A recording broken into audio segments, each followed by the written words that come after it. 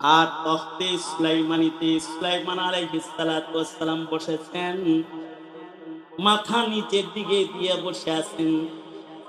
মন্ত্রী পরিষদ বলে, সুলাইমান মাথা নিচের দিকে দিয়ে কেন বসে আছেন, মাথা কেন উঁচা করেন না, এভাবে জড়সড় হয়ে বসেছেন কেন? হযরত সুলাইমান বলে, সারা দুনিয়ার বাদশাহী মহান আল্লাহ আমাকে দান করেছে, কিন্তু আমাকে এই বিনয় আর নম্রতা একটা পিপীলিকায় শিক্ষা দিয়েছে। আমার এই বিনয় আমি শিক্ষা গ্রহণ করেছি একটা পিপীলিকার কাছ থেকে। আল্লামানি নামলাতুন, একটা পিঁপড়ায় আমাকে মাথা নত করা শিখাইছে। সুলাইমান আলাইহিস সালাতু ওয়াস সালাম এখনকার পাতি নেতারা আছে না, কেউ রাগ করেন না, আপনারা আমার ভাই, এমনি কই আর। এখনকার কিছু পাতি নেতা আছে না যারা কিন্তু নেতা মেতা হইছে, এখন নেতার জ্বালায় তো হাঁটা যায় না রাস্তা দিয়ে, ঠিক না? নেতার ভাব হইলো এরকম, আল্লাহরে ডরান লাগবো না, আমারে ডরা, এরকম ভাব তার ভিতরে আছে।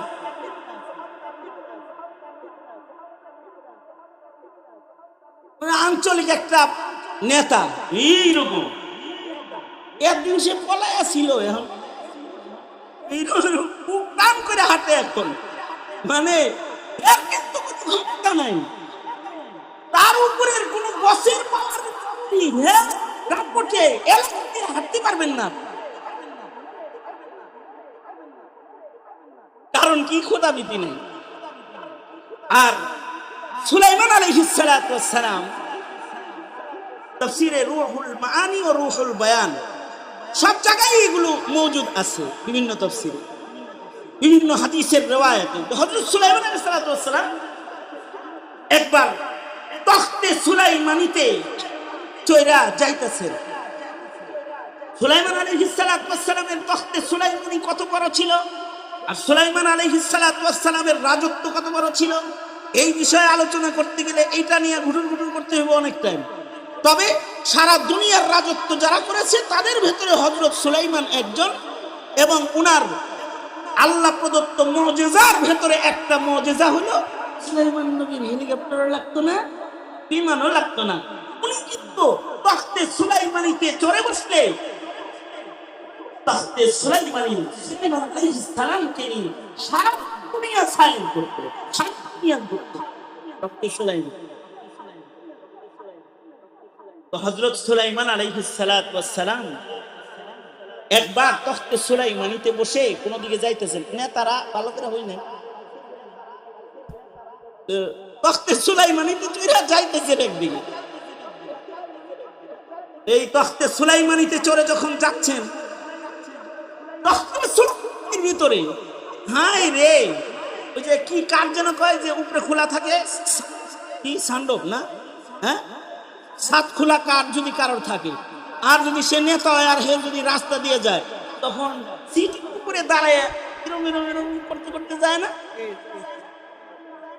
এরকম করতে করতে যায় না।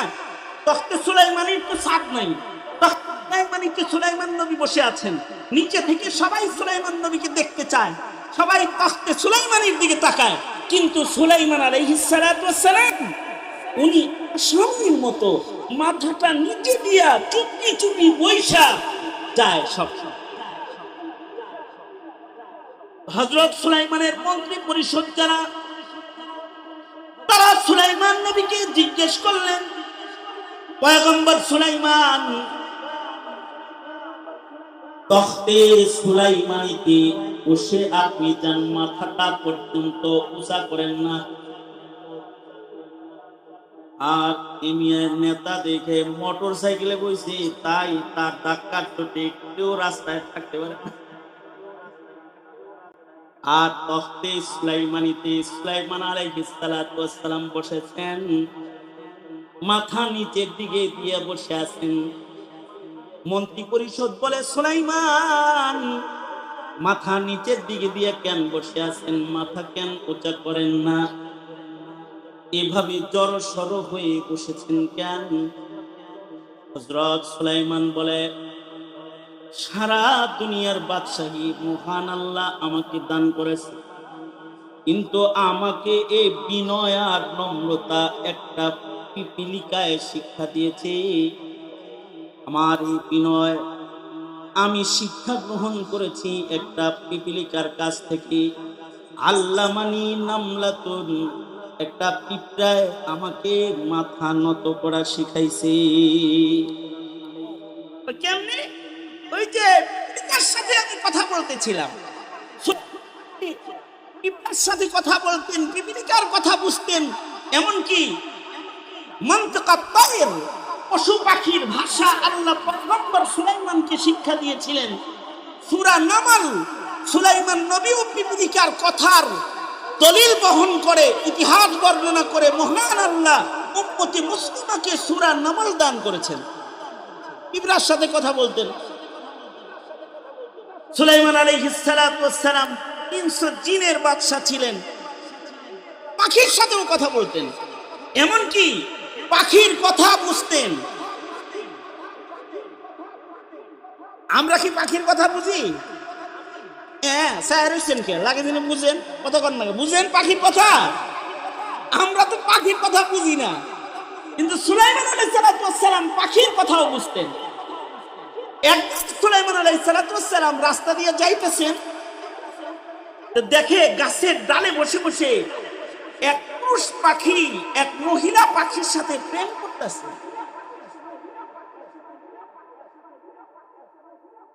পুরুষ পাখিটা মহিলা পাখিরে কয় কি জানেন? এই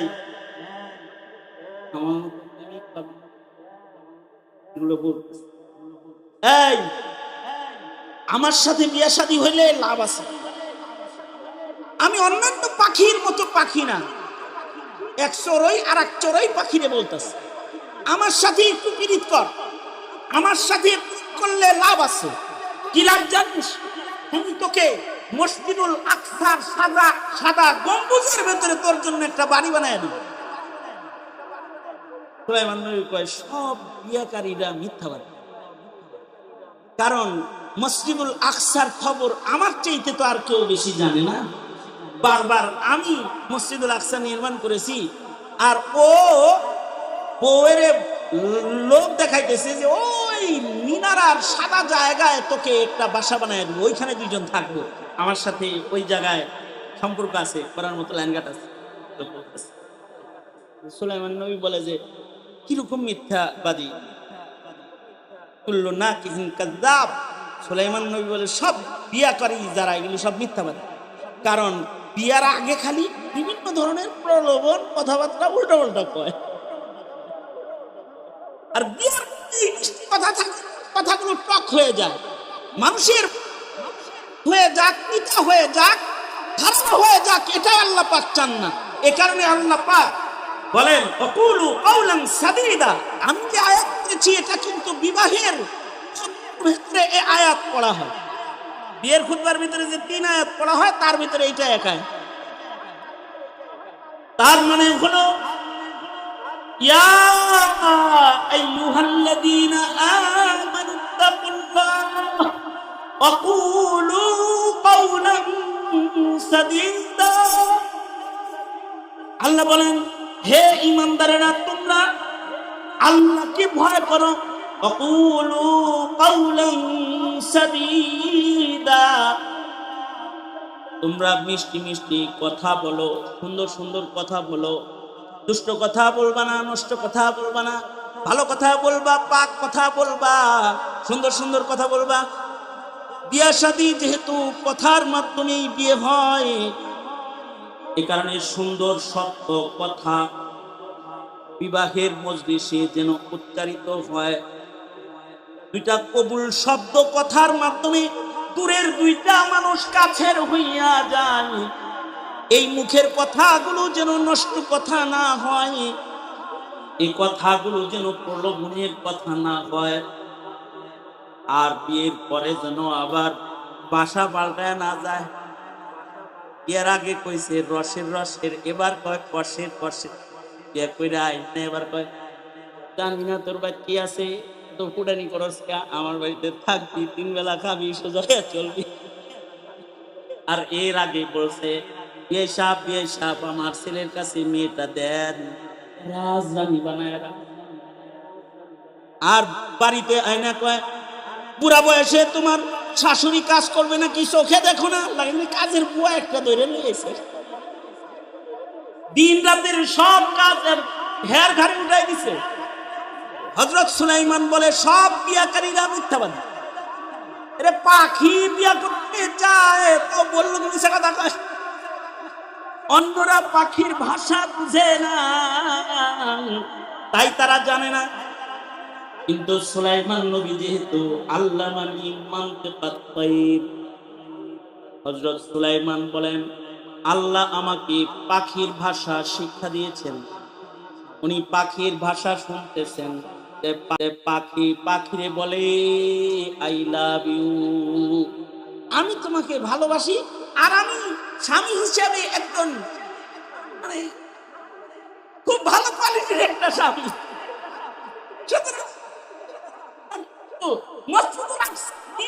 আমি বাড়ি বানায় দিব। যাই হোক, এটা কথা না, ফাঁক দিয়ে আয়াতের ভেতরে ঢুকেছিলাম আবার বেরিয়ে গেলাম। সেটা হলো সুলাইমান আলাইহিস সালাম পশু পাখির ভাষাও বুঝতেন এবং পিপিলিকার ভাষাও বুঝতেন, পিঁপড়ার সাথে কথা বলতেন। তো হযরত সুলাইমান পিপিলিকার সর্দারকে বললেন ইসআল মা শি'তা ইয়া আইয়ুহান নামলা, এই পিঁপড়া তোর যা মনে চায় তা আমার কাছে চা, কারণ আনাল মালিক, হলাম বাদশা, সারা দুনিয়ার বাদশাহী আল্লাহ আমাকে দিছে, তোর যা চাইতে মনে চায় আমার কাছে চা,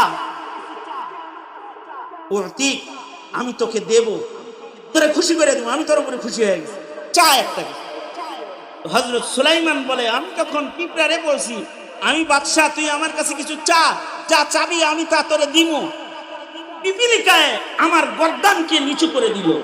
আমি যে আনাল মালিক বলেছিলাম, আমি নেতা, আমি বাদশা এটা বলেছিলাম, আমার গর্দানকে নিচু করে দিল। পিপিলিকা আমাকে বলল ইয়া আইয়ুহাল মালিক, ও হে বাদশা নামদার, জিদ ফি হায়াতি, আল্লাহ আমারে যে হায়াত দিছে এই হায়াত থেকে আরেকটু বাড়ায়া আমার হায়াতটাকে একটু বড় বানায়। সুলাইমান আলাইহিস সালাম বললেন হে যখন হায়াত চাইছে তখন তো আমি নাই, কারণ বুঝা থাকলে জোর করে বলেন হায়াতের মালিক একমাত্র কে, জোরে আওয়াজ করে বলেন। সুলাইমান নবীর কাছে তার হায়াত নাই। এই কারণে সুলাইমান আলাইহিস সালাম ইন্তেকালের পূর্বে হায়াত চেয়েছিলেন, আল্লাহ উনাকেও হায়াত দেয় নাই, লাঠি ভর দিয়ে দাঁড়ানো অবস্থায় রূহ লয়ে গেছে, কুরআনে বর্ণনা মওজুদ আছে। তার মানে হায়াতের মালিক কে, জোরে বলুন। সুতরাং আমেরিকার সাথে সম্পর্ক থাকলে বাঁচমু, ইন্ডিয়ার সাথে সম্পর্ক থাকলে বাঁচমু, চায়নার সাথে সম্পর্ক থাকলে বাঁচমু। আমাদের বাচ্চা মরা কার হাতে, জোরে আওয়াজ করে বলেন। আমাদের জীবন, আমাদের মরণ সব কিছু মহান আল্লাহ পাকের হাতে। এই কারণে মুসলমানরা আমেরিকাকে ভয় পায়, ইমানদারেরা ইন্ডিয়াকে ভয় পায়, কারণ তাদের আয়তন বড় হতে পারে, অস্ত্রের শক্তি বেশি হতে পারে। ওদের জন্য আল্লাহ নাই, লানাল মাওলা ওয়ালা মাওলা লাহুম, আমাদের জন্য আছেন কে, জোরে আওয়াজ করে বলে এর মালিক তো আল্লাহ। পৃথিবীর কোন রাজা বাদশার কাছে হায়াত নেই। সুলাইমান নবী বললেন এইটা ছাড়া অন্য কিছু চাওয়া যায় না, এটা তো কোনো মানুষ দিতে পারে না, আসলেই দিতে পারে না। কোন বড়ি খায়া হায়াত বানান যায় না, হায়াত বড়ি নাই। ইদানিং কালে কোন ঔষধ যদি মার্কেটে আসে, এইটার ম্যানেজমেন্টে এবং প্রচারণায় যে পরিমাণ, ওগুলোরে কি কয় ইংলিশে, হ্যাঁ আরে না, যারা ঔষধ লয়ে ঘুরে মার্কেটিং করে, মার্কেট মার্কেটিং ম্যানেজার। এই মার্কেটিং ম্যানেজার ট্যাবলেট আছে, তার চাইতে ম্যানেজার বেশি আছে। মার্কেটিং ম্যানেজার পরিচে কয়টা, এর চাইতে লোক বেশি। সব ডাক্তারের চেম্বারে একজন করে বয়ে রয়েছে। একজন আইসা আমাকে বলে, হুজুর আমি কিন্তু ভালো ওষুধ কোম্পানির একজন মার্কেটিং ম্যানেজার, আমার দাওয়াত দিতেছে। আমি বললাম তো আপনার লগে খাতির রাখা দরকার, কারণ অসুখ বিসুখ জেলেতে আসার পরে না খুব বেশি হাসিনা জেলখানায় এত আদর করছে, জেলের থেকে বের হওয়ার পরে এবার অসুখ বিসুখের সীমা নাই, আপনার লগে খাতির দরকার। আমি বললাম যে আপনার কোম্পানি কি কি ওষুধ বানায়? এই এই এই এই এই এই এই এই এই এই ওষুধ তো অন্য কোম্পানিও বানায়, আপনার কোম্পানি কে বললেন একটা ভালো বড়ি বানাইতে, কি কোনো আইডিয়া হুজুর? আমার কাছে দারুণ আইডিয়া আছে, যে জমিন পেয়েছে আগে বড়ি কিনা সবাই যার যার আলমারি বইরে রাখবে, যদি একটা বড়ি খালি বানান যায়, বড়িটার নাম দিবেন হলো হায়াত বড়ি। কি বড়ি? কি বড়ির নাম হবে হায়াত বড়ি। এইটা কেনার জন্য বাপেরা তাদের মিরাজ বন্টন বন্ধ করে দিবে, যার যার জমিন কইছে নিজেই বড়ি কিনা বইয়া থাকবো, আর করবো তুই যা ছেলে আসো, ভালো কথা, বড়ি কেনার জন্য টেহা পাবি না। এই জায়গা জমিন যা আছে সব বিক্রি করে আমি বেঁচে যাবো, কারণ হায়াতের দাম মানুষের কাছে এত বেশি, কিন্তু হায়াতের মালিকানা এক মানুষের কাছে নাই।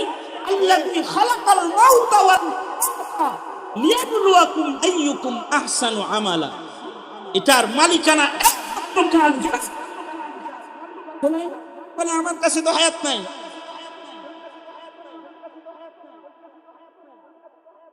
সালমিন গায়রিহি, এছাড়া অন্য আর কিছু চাও, অন্য কিছু চাও, বিবিলিকায় পায় তাহলে আইয়ুহাল মালিক জিদফি রিজকি, ও বাদশা আপনি আমার রিজিক বাড়ায়া দেন। সুলাইমান আলাইহিস সালাম আবার মাথা নিচের দিকে, না না, রিজিকের মালিকও আমি না। বলুন তো রিজিকের মালিক কি? জোরে আওয়াজ করে বলেন। আমার আপনার রিজিকের মালিক আল্লাহ। দুনিয়ার সব এই সাঙ্গ খেলা যা আছে সাঙ্গ হয়ে যায় দুই জিনিসের কারণে, আর খেলা জমে দুই জিনিসের কারণে। হায়াত রিজিক হয় তো দুনিয়ার খেলা বাকি রয়, হায়াত রিজিক নাই তো খেলা বন্ধ হয়ে যায়। দুনিয়ার হায়াত দারমাদার এই দুই জিনিসের উপরে। ইব্রা বলে খুব বড় কিতাব টান করে বললেন, আনাল মালিক, আমি বাদশাহ। ইসআল মা শিতা, যা মনে চায় তা চাও, দিনু উতি। দুইটা চাইলাম, যেই দুই জিনিস দিয়ে দুনিয়া চলে, দুইটার একটাও নাই আপনার কাছে। আপনি কি এর কসুর বাদশাহ? এই যে আমাকে সেই কচুর বাদশাহ বলে তিরস্কার করে আমার মাথাকে নিচে নামায়া দিছে,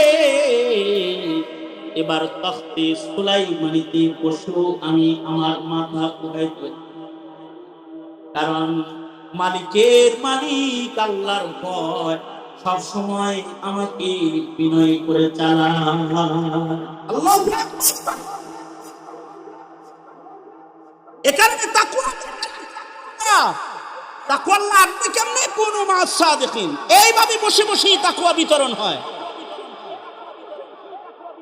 সুতরাং সমাজকে মুত্তাকি বানান, সমাজের মুখের ভাষা সুন্দর বানান, সমাজকে সুন্দর বানান। ফাযা ফাওজান আযীমা। ইনশাআল্লাহ সমাজের মানুষকে মুত্তাকি বানাবো, ইনশাআল্লাহ খোদা ভীরু বানাবো, তাকওয়া আল্লাহ শিখাবো, এবং ভাষা সুন্দর বানান, জবান ভালো করেন। রাজনীতি করেন আপনারা, একজনের গালির জ্বালায় আর একজনের ভোট চলে যায়। এই মুখ ভালো করে আলান, সুন্দর ভাষা নিয়ে আগমন করুন, কারণ মানুষের যখন মুখ অসুন্দর হয়ে যায় তখন বুক অসুন্দর হয়ে যায়, আর যখন মুখ ভালো হয় তো বুকটা ভালো হয়ে যায়। এ কারণে কুলু কাওলান সাদীদা, মুখটা ভালো করো, বুকটা ভালো হয়ে যায়। সুতরাং দুষ্ট কথা উচ্চারণ করব না, ইনশাআল্লাহ জোরে করে বলেন তৈয়ার আছেন ইনশাআল্লাহ। আর সুন্নতের পাবন জিন্দেগি করব। সমাজে মুত্তাকি বাচ্চা কাচ্চা বানাইতে দরকার। মাদ্রাসা স্কুল কলেজে তাকওয়া শিক্ষা দিবে না, কিন্তু তাকি আপনার ছেলেকে তাকওয়া শিক্ষা দিবে। যে কোনো মাদ্রাসা আপনার সন্তানকে তাকওয়া শিক্ষা দিবে, নম্র ভাষা শিক্ষা দিবে।